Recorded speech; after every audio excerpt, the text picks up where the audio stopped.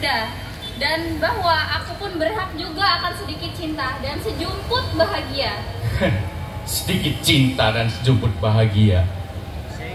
Kesempatan untuk mengejar itu semua setidaknya tidaklah di kolong jembatan ini, Dek.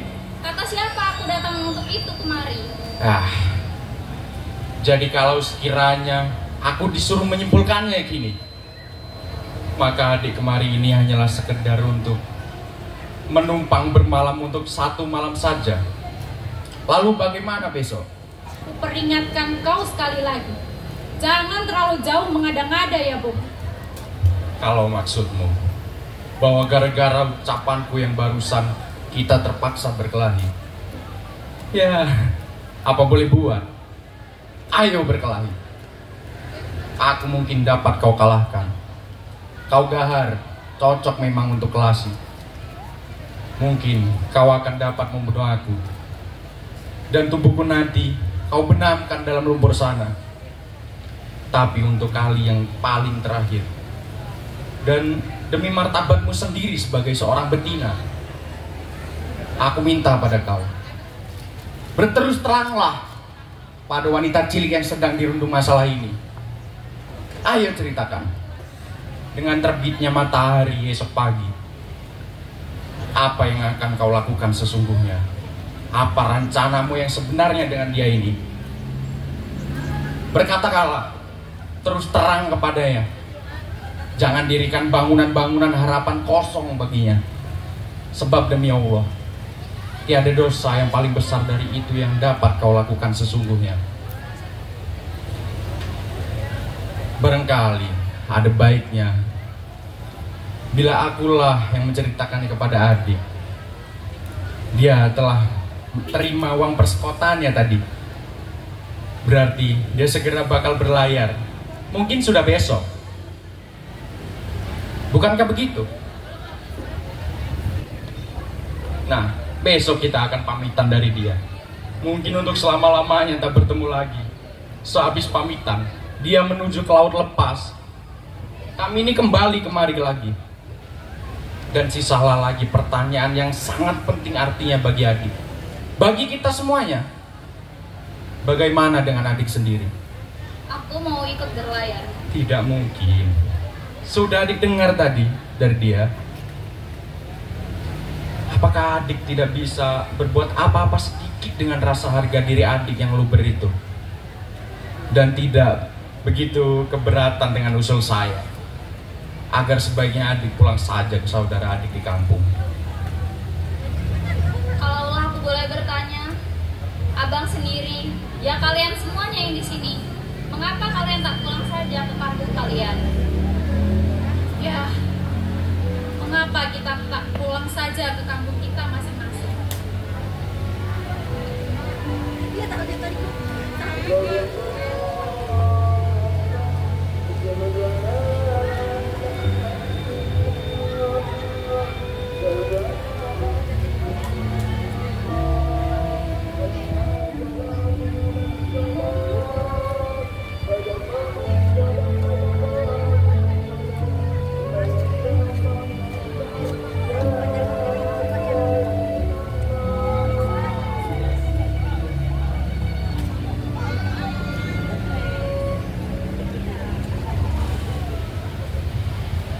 Hai Ina. Mana Ani?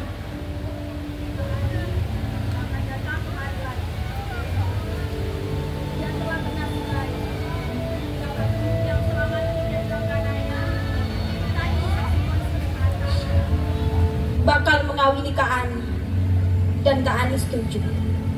Loh, kenapa di seksi polisi? Oh, ada penghuni baru. Seperti tahu saja Kak Ani tak pulang lagi kemari. Temanmu, Kak? Dia tamu semalam kita di sini. Besok dia kembali ke kampungnya. So, Ani, pada siapa? Nasi rames lagi dan daging rendang. Ya Allah, juga telur. Dan ini pisang raja sesisir. Ada-ada saja si Ani. Kak Ani cuma mau penuhi janjinya saja pada kalian. Nih, tadi juga sudah nasi rames, juga rendang, Telur dari siapa? Dia kawul tadi. Besok dia berlayar. Berlayar? Jadi kakak telah diterima. Aku sangat gembira, Kak. Untuk kakak, untuk kita semuanya yang ada di sini. Besok benar-benar kakak akan berlayar. Kalau tak ada halangan apa-apa lagi, sebelum tengah hari besok, aku sudah harus di kapal. Sore-sore baru berlayar. Adakah pertanyaan itu masih penting lagi sekarang? Pokoknya berlayar, pergi jauh-jauh dari sini. Tiap tempat lainnya pastilah lebih baik dari kolong jembatan ini. Coba teruskan dulu ceritamu tentang Ani tadi. Oh iya, tapi mengapa tak ada dari kalian yang tampaknya mau memakan oleh-oleh dari Kak Ani ini? Hah? Entah apa rencana dewa-dewa dengan mengirimkan 2 kali dalam semalam ini makanan dari jenis yang sekian tahun belakangan ini. Memimpikannya pun kita sebagai orang gelandangan tak berani. Tiba-tiba malam ini bintang-bintang di langit dan cupanya roh nenek moyang kita ingin berseloroh dengan kita,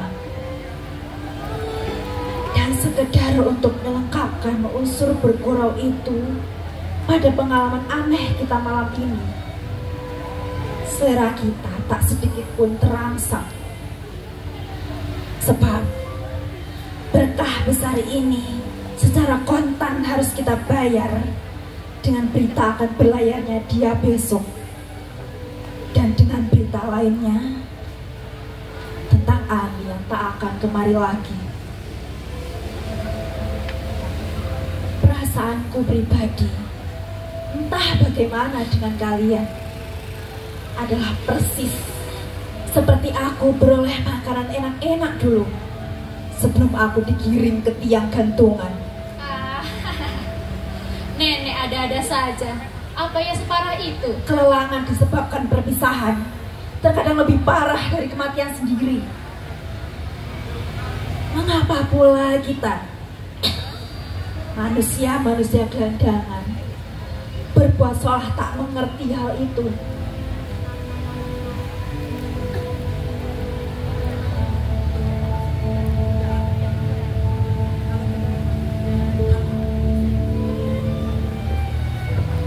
Sekeluar kami berdua tadi dari sini, kebetulan Bang Beca, kenalan kami selama ini lewat.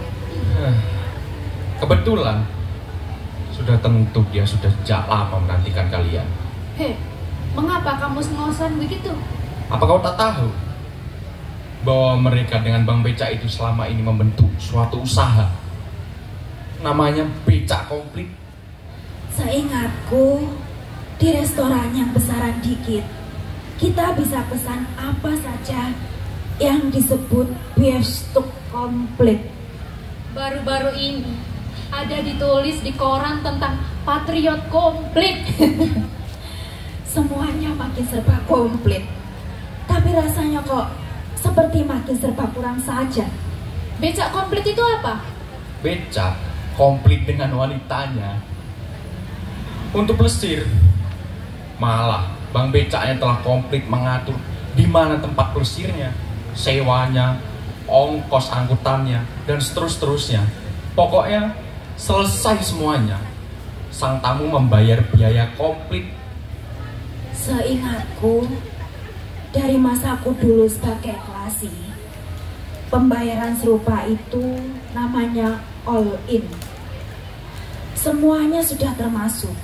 Ya ongkos hotelnya, ya ongkos makan-makan dan mabuk-mabuknya, ya ongkos plesirnya dengan wanitanya, ya ongkos taksi besok paginya yang harus mengantarkan kita pulang ke kapal di pelabuhan. Tidak terlambat. Siapa yang menerima semua pembayaran itu? Kan sudah dikatakan tadi, Bang Becaknya saham dia yang terbesar. Oleh sebab itu, dia yang menentukan berapa yang harus diterima si wanita. Adil nggak dia? Bergantung bagaimana Bang Becak. Tapi jangan lupa, Kadang-kadang dagangannya tak laku, walaupun dia sudah putar-putar kayu beberapa kali.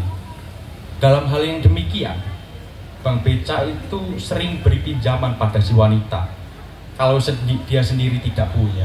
Nah, melarat. Itu lumrah. Tapi ada ku kenal Bang Beca yang jadi kaya raya dengan usaha seperti ini. Dia punya hubungan sekaligus dengan 10 sampai 20 wanita. Dan dia punya hubungan rapat dengan pelayan-pelayan hotel. Dia jadi semacam loveransi pelosiran. Dia sudah punya mobil, dirikan rumah gedung di kampungnya. Malah baru-baru ini mendirikan lagi sebuah yang mentereng di kota ini. Kabarnya bulan depan dia bakal naik haji. Wah, dari uang anu. Dari uang anu atau bukan, pokoknya dia bisa naik haji. Pulang dia dari sana, dia berhak pakai sorban kalau dia mau. Nah, haji sesungguhankah dia ada atau tidak? Najis atau tidak, ya itu atau tidak itu, dia adalah haji anu, titik. Apa tidak ada peraturan yang bisa melarang orang seperti itu pergi ke tanah suci? Kukira tidak pantas melarang orang yang mau menunaikan ibadahnya. Soal najis atau apalah itu, semata-mata urusan lempeng antara dia dengan Tuhannya sendiri, bukan dengan panitia haji. Kukira Tuhan memandang soalnya kira-kira begini. Untuk soal itunya, dia terang berdosa. Untuk naik hajinya, jelas dia berbuat kebaikan dan pahala. Mana yang lebih berat timbangannya, hanya Tuhan saja yang tahu. Jelas itu tak dikatakannya pada kita. Nah, oleh sebab itu, mengapa pula kita mesti ikut-ikutan mengadili Bang Becak lihai yang jadi haji itu di dunia kita ini? Kalau kita bertemu dengan dia, apa salahnya kita bilang, "Selamat sore Pak Haji." Dan apakah rokok yang kemudian ditawarkannya padaku harus kutolak? Tidak. Rokoknya ku terima. Bila rokoknya memang enak, ia akan kunikmati. Dan bila tidak, rokok itu dilemparkan ke jalan. Titik. Demikianlah aku memandang persoalannya. Persis pandangan seorang jaga sapi. Ini daging ya masuk, ini lemak dan tetelan ya masih bisa masuk. Tapi ini apa? Daging bukan, lemak bukan, tetelan bukan. Ya, lempar masuk tong sampah. Tidak ada tempat buat usus, babat. Kita ini sudah lewat melantur. Ina, bagaimana ceritamu tentang Ani tadi? Masih ada lanjutannya. Kukira Kak Ani tadi rupanya sudah ditunggu langganannya. Itu Babah Gemuk yang punya pabrik mie. Langganan? Ya, sudah hampir 3 bulan mereka berkenalan dan terus langganan. Babah itu demen betul sama Kak Ani. Katanya Kak Ani persis betul menyerupai istrinya almarhumah. Innalillah. Babah itu sudah lama minta Kak Ani supaya mau kerja padanya. Loh, kok kerja? Ya kerja, katanya sekedar mengurus dia dengan anak-anaknya saja. Berapa anaknya? Kalau tak salah 16. 16? Ampun, mati si Ani. Dan di samping itu ya kerja rumah tangga biasa seperti lainnya. Komplit. Dan itu tadi namanya sekedar. Wah, pinter juga si Babah itu. Babah biasanya memang pintar-pintar. Di koran ini mah namanya eksi apa sih namanya? Pokoknya di belakangnya nyusul kata delong parlong. Gitulah, kalau hanya membaca sobekan-sobekan koran saja, itu pun yang kebetulan diterbangkan angin saja ke pinggir jalan-jalan. Dan sambil lalu kita pungut dan baca. Nek, apa kira-kira arti kata-kata yang nenek ucapkan tadi? Kalau tak salah, manusia dihisap manusia. Jempol. Jangan anggap enteng seorang bekas klasi ya. Calon klasi gimana? Dia adalah makhluk paling bahagia. Teruskan ceritamu, Ina. Singkatnya, ketika mereka sedang Pusing. di tempat mereka biasa, tiba-tiba ada razia. Razia? Ya, razia oleh polisi. Kami yang sedang menanti di luar sempat lari. Kak Ani dan si Babah tertangkap basah. Mereka kami lihat digiring ke truk terbuka bersama sekian banyaknya lagi, laki-laki maupun perempuan. Berdasarkan yang sudah-sudah, kami menduga mereka tentulah dibawa ke seksi polisi. Lalu kami ke sana. Maksud kalian? Bang Beca mau menerangkan pada polisi, dia adalah suami dari Kak Ani. Hah? Sejak kapan? Hanya dengan jaminan dari seorang suami saja. Wanita yang kena dirazia begitu bersedia polisi melepaskannya. Ya, tapi sejak kapan Bang Beca itu suami si Ani? Bang Beca komplit, punya surat-surat kawinnya. Itu termasuk servis dalam perseroan mereka. Si Beca komplit itu. Aha, suami sekedar buat keadaan darurat saja. Suami razia. Tapi kali ini Bang Beca itu tak perlu lagi menawarkan jasa-jasa baiknya. Di depan polisi, si Babah meminang Kak Ani. Dan di depan polisi, Kak Ani berkata, iya. Dan aku sangat gembira atas putusan Kak Ani itu. Iya, dengan Babah gemuk gituan sekalipun. Entah memang dia licik, entah memang Kak Ani yang kurang seksama dalam pertimbangannya. Tapi setidaknya mulai sekarang Kak Ani mempunyai kedudukan tetap, punya alamat tetap. Iya, punya kartu penduduk tetap.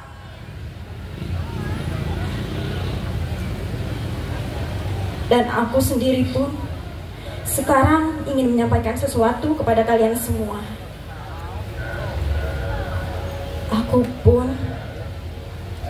Aku pun tadi telah mengambil keputusan buat diriku sendiri. Aku telah terima lamaran Bang Beca itu. Bang Beca? Aku tahu Abang sudah lama tak menyukai Bang Beca itu. Tapi Bang, sekiranya lah aku menyerahkan diriku dan nasibku seterusnya padamu, apakah yang dapat kau berikan padaku di luar kolong jembatan ini? Tapi siapa? Aku akan terus-terusan begini. Dan di sini ini Abang selama ini telah banyak bercerita padaku tentang masa depan, tentang cita-cita, tentang bahagia.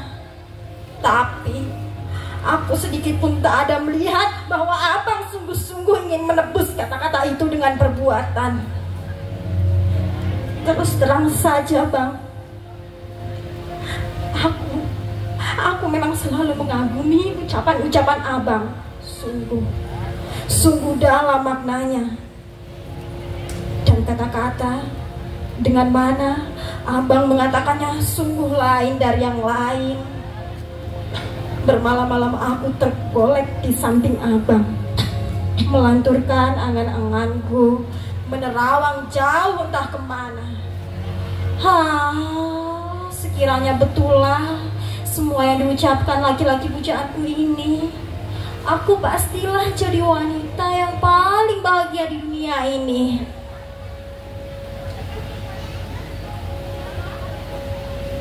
Tapi dengan hati yang pedih, aku dari hari ke hari melihat dan mengalami bahwa semua ucapan Abang itu bakal tetap tinggal cuma kata-kata saja.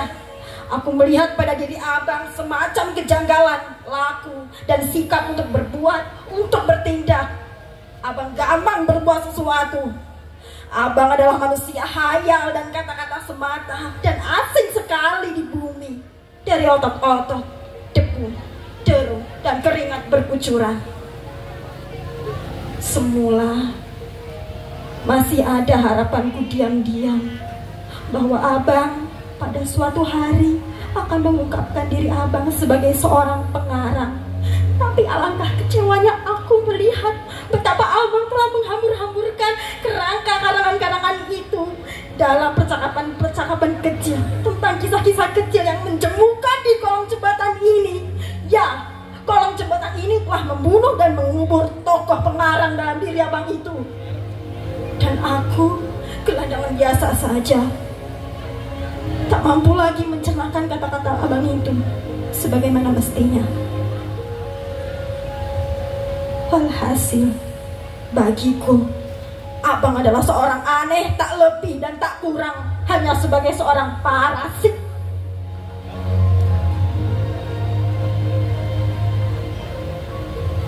Dan bila aku tadi menerima lamaran Bang Beca itu, maka itu berarti bahwa belum tentu aku mencintainya.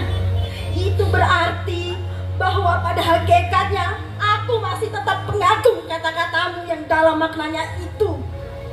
Tapi juga Bang, bahwa aku lebih gandrung akan kepastian, kenyataan dan kejelasan. Bukannya aku tak sadar apa dan bagaimana nasib seorang istri dari Bang Beca. Mungkin aku bukan istri satu-satunya. Mungkin aku akan berhari-hari tak melihat dia, tak menerima uang belanja. Mungkin tak lama lagi aku bakal jadi perawat dia yang sudah teruk, tak kuat lagi menarik becaknya, batuk darah. Tapi itu semua rela aku terima Bang. Demi apa? Demi dapatnya aku memiliki sebuah kartu penduduk. Kartu penduduk yang bagiku berarti berakhirnya segala yang tak pasti.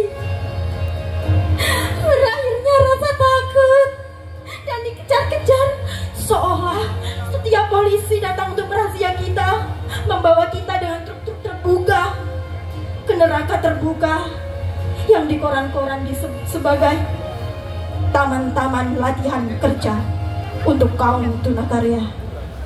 Gambar kita di atas truk terbuka itu dimuat besar-besaran di koran. Tapi kemudian bungkem saja mengenai penghinaan-penghinaan yang kita terima di sana. Kemudian kita dengan sendirinya berusaha dapat lari dari sana, kemudian terdampar lagi di tempat-tempat seperti ini. Tidak Bang. Mulai sekarang aku mengharapkan tidurku bisa nyenyak, tak lagi sebentar-sebentar terkejut bangun basah kuyup oleh keringat dingin.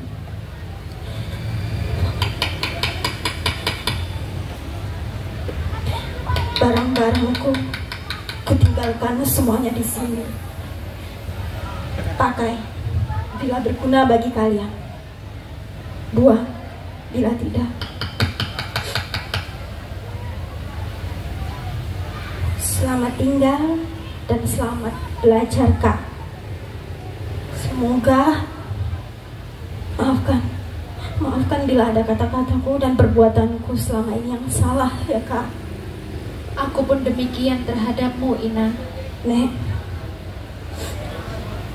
semoga kita tidak pernah bertemu lagi. Begitu bencinya kau padaku Ina. Dan kau Bang, selamat tinggal. Aku harap kau dapat memahami dan memaafkanku. Aku harap suatu hari dapat melihat kau lewat naik becak suamimu. Kau dan anak-anakmu sehat dan motok-motok. Selamat jalan, Nak. Laki-laki tak sabaran pula rupanya. Lekaslah Nak, nanti suamimu itu kabur dan akhirnya kau di. Maafkan bila aku tadi ada melukai hatimu. Kalaulah boleh, aku memberi hanya satu nasihat saja padamu. Pandanglah kami di sini satu persatu.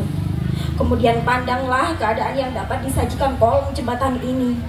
Dek, besok pagi pulanglah lempang-lempang ke kampung. Nih, ambillah semua uang sakuku ini. Kukira sekedar untuk ongkos pulangmu dan bekal di jalan. Sudahlah, pulanglah segera. Jangan sempat kau menghirup iklim gelandangan ini.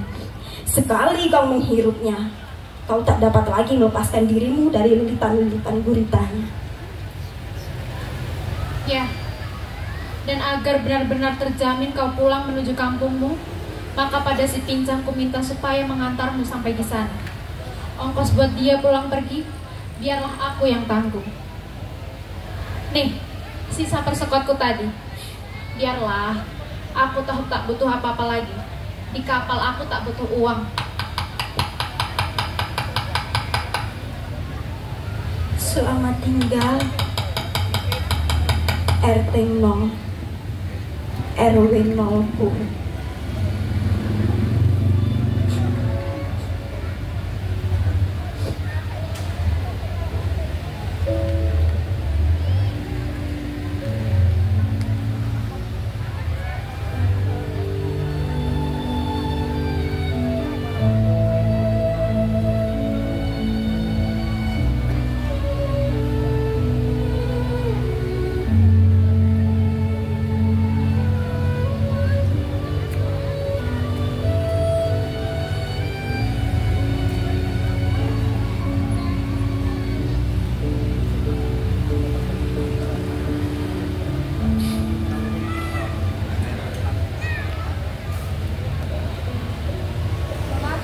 Ini harus pulang pergi mengantarkan aku. Apa maksudmu? Apa salahnya jika dia tinggal istirahat sebentar di kampungku? Siapa tahu di sana ada kerja yang cocok untuknya. Aku setuju banget. Dia tinggal dulu sekedar beristirahat di sana. Asal orang tuamu setuju di sana, sudah tentu. Kira orang tuaku setuju di sana? Nah, dengan kaki pincangnya, setidaknya dia masih bisa bekerja Di sawah? Wuhui, dan siapa tahu setelah orang tuamu melihat bakat-bakat petaninya, barangkali dia juga punya harapan untuk diangkat sebagai menantu. Siapa tahu? Apa? Menantu? Apa iya kau tak punya tenaga lagi untuk menjadi menantu? Menantu siapa? Alah, masih ingat kau kata-kata Ina tadi untuk kau? Nah, kukira sudah tiba saatnya bagimu kini, terlebih pada usiamu yang begini, untuk mencamkannya baik-baik. Jangan bingungkan dirimu lebih lama dalam kerangka kata-katamu yang mengawang itu. Mulai sekarang, rebut dan reguklah. Kesempatan segera nongol di hadapanmu. Berbuatlah, bertindaklah. Bukankah begitu kata si Ina tadi? Jadi, besok pagi, subuh, kau bersama dia ini ke stasiun kereta api. Antar dia baik-baik sampai ke rumah orang tuanya. Selebihnya, mainkanlah perananmu sebaik-baiknya, seperti yang telah kita goreskan tadi.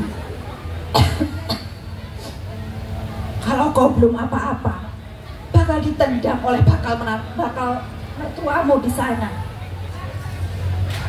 Maka benar-benar patokkanlah sejak itu di kepalamu. Nasibmu kawan, untuk selamanya bakal runyam.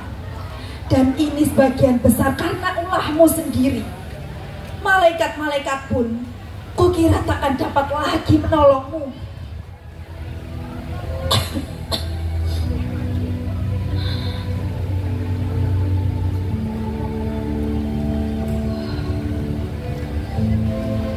Kukira malam ini kita semua terlalu penuh dengan perasaan kita masing-masing, sehingga pastilah kita tidak mungkin bisa tidur. Tapi baik juga bila kita bisa beristirahat. Malam telah larut, sedangkan matahari besok sudah mengantar beberapa dari kita ke tempat yang jauh-jauh. Bahkan ada yang harus berlayar.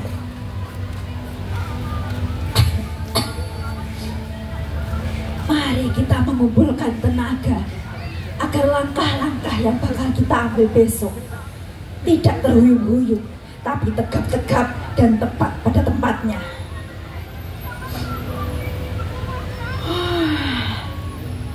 Selamat beristirahat. Biarkan mereka. Kita ke sana saja. Ya, mengapa aku begitu bodoh? Tunggu dulu. Kalian mau kemana? Apa maksud-maksud gelap kalian? Cuma maksud baik saja. Tidak. Aku tidak mau. Tidak mau apa? Maksudku, aku tidak mau mulai dengan cara yang kalian anjurkan tadi, secara diam-diam itu. Bila benarlah nasibku akan menempuh jalan seperti yang kalian reka-reka tadi. Entah kalian sungguh-sungguh tadi, entah cuma ingin memperolok-olok aku saja untuk kesekian kalinya. Ya Allah, siapa yang berolok-olok? Baik. Bila benarlah kalian menghendaki aku memulai hidup baru, seperti anjuran kalian tadi, demi Tuhan, mengapa kalian tak memperbolehkan aku memulainya dengan baik? Siapa yang mau menyuruh kau mulai dengan tidak baik? Kalian barusan dengan anjuran kalian yang tidak senonoh tadi. Tidak senonoh? Pura-pura lagi. Apa maksud kalian berdua tadi dengan pindah ke pojok sana dan membiarkan kami berduaan di sini? Maafkanlah kami. Syukur kalau kau memang mau benar-benar mulai baik sekarang. Ya, aku telah bertekad ingin memulai segala-galanya dengan benar, suci, bersih. Aku besok mengantarnya ke sana dengan tidak sedikit pun anggapan sebagai calon menantu. Seperti yang kalian gambarkan tadi, apa alasanku untuk menganggap begitu saja bahwa orang tuanya secara otomatis bakal menerima aku sebagai menantunya? Kemungkinan bahkan hak penuh mereka untuk menolak aku.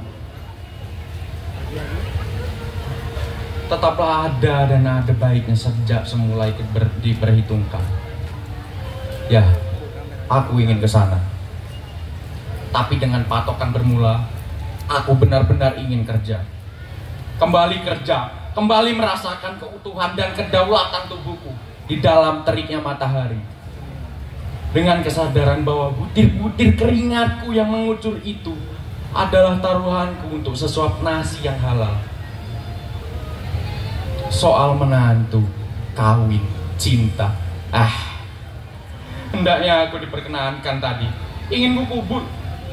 Kiranya tidak dulu mempunyai urusan apa-apa dengan itu semuanya. Kerangka-kerangka yang disebutkan Ina tadi ingin kukubur dalam-dalam. Setidaknya untuk sementara dulu. Aku ingin mengembalikan seluruh kedirianku kembali ke kesegarannya semula yang dulu. Entah telah berapa puluh tahun yang lalu telah hilang oleh salahku sendiri. Aku harap Ina maupun orang tuanya sudi memandang diriku dalam kerangka persoalan seperti ini dan tidak menganggap aku di sana sebagai lebih dari itu. Aku datang sebagai pelamar kerja, pelamar keadaan, dan kemungkinan hidup yang baik kembali. Tentu, sudah tentu, kalian berhak menolak lamaranku.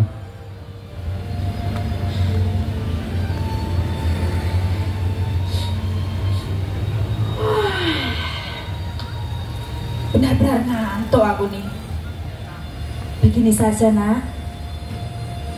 Aku golek-golekan di sini. Kau boleh duduk di sebelahku. Menjagai aku. Dan kalian tak salahnya juga istirahat. Tidurlah. Kalau memang betul bisa tidur. Ingat, acara kalian besok sungguh banyak.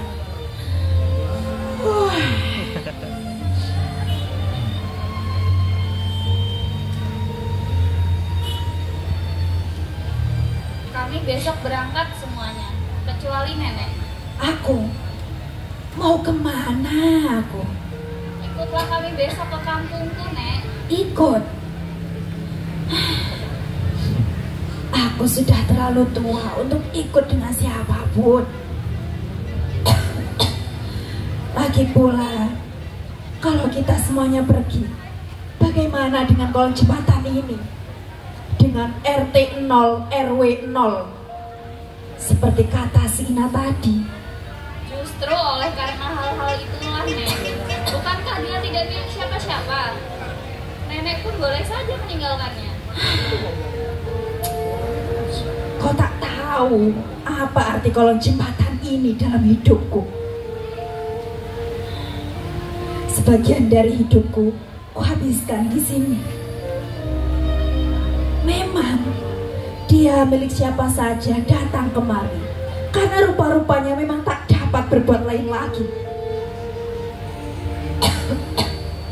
Ia milik manusia-manusia yang terpojok dalam hidupnya, yang kenangannya berjungkiran dan tak tahu akan berbuat apa dengan harapan-harapan dan cita-citanya, yang meleset menangkap irama dari kurun yang sedang berlaku.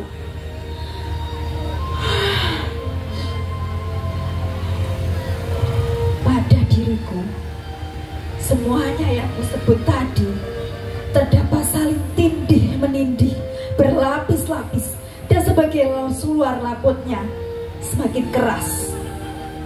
Usiaku yang semakin tua, semakin tua kita, semakin lamban kita, semakin keluar kita dari rel, dan akhirnya dari tuna karya jadi tuna hidup.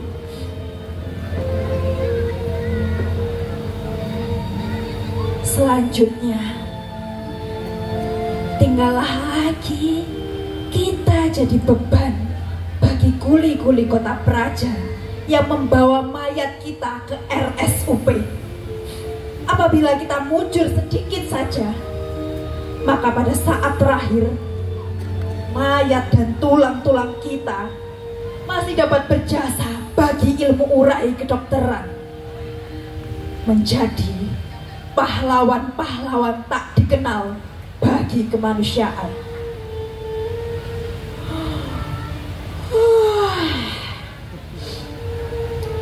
Selamat beristirahat.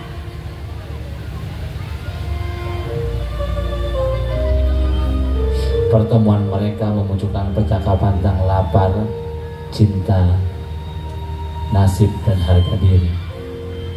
Ada yang berusaha keluar dari lingkaran setan kemiskinan, ada yang pasrah, ada pula yang mencari kepastian dengan menerima kenyataan pahit.